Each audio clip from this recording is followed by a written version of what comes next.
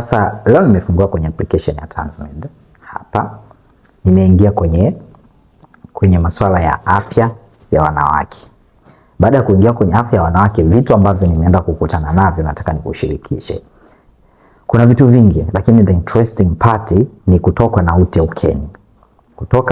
ukeni. Sasa nikasema let me see what is about haya mambo.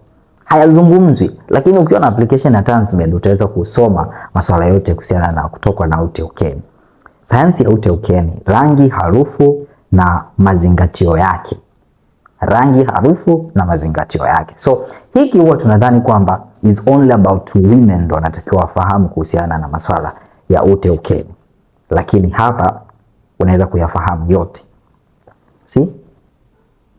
Sasa wewe kama mwanaume ukiona hii knowledge is more easier kujua mpenzi wako ana changamoto gani.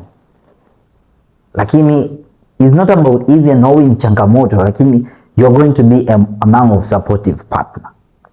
So kama unataka kufahamu zaidi kuhusiana na hayo masuala ya ute ukeni, download application ya TanzMed, kisha download, ingia kule.